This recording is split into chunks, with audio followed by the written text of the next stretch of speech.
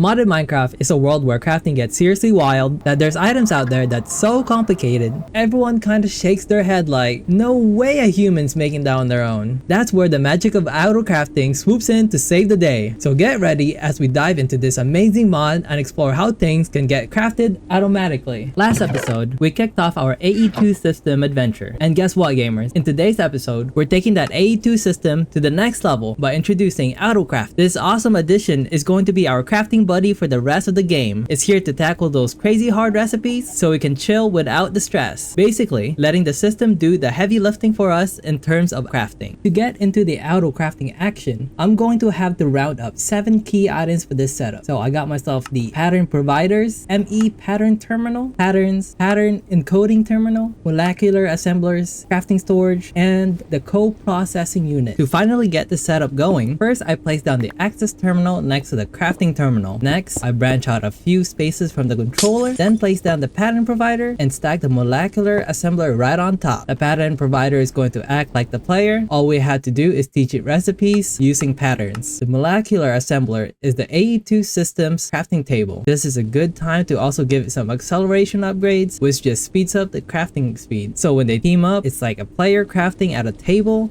And since the pattern provider has a limit on the amount of patterns it can store, I got a few more to cover the assembler. Next, I dropped in the pattern encoder and loaded up with some patterns. Then I showed it how to create a pattern provider and smart cables by creating patterns for all the recipes needed. Afterwards, I popped the learned recipes back into the pattern providers. Finally, I placed our crafting storage and co-processing unit. Think of the crafting storage as the system's memory. Nothing much to explain here, it's just another thing that AE2 requires. And the co-processing unit just generally speeds up the crafting process. And just like that, we're all set to rock and roll with our AutoCrafting journey.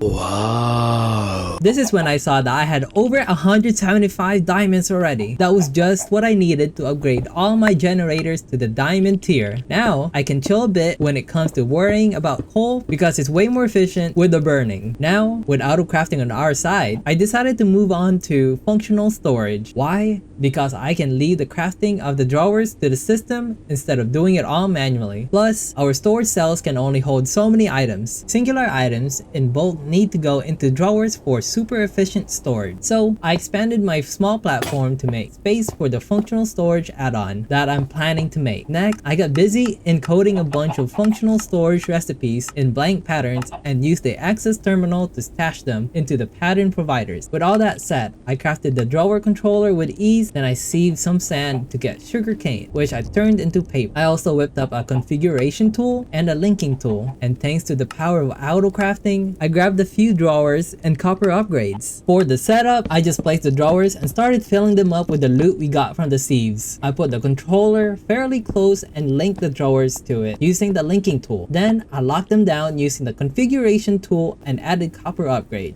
Now instead of storing 512 items, it can now store up to 2.1 million. I snagged a controller extension and then popped it next to the colossal chest, then linked it up.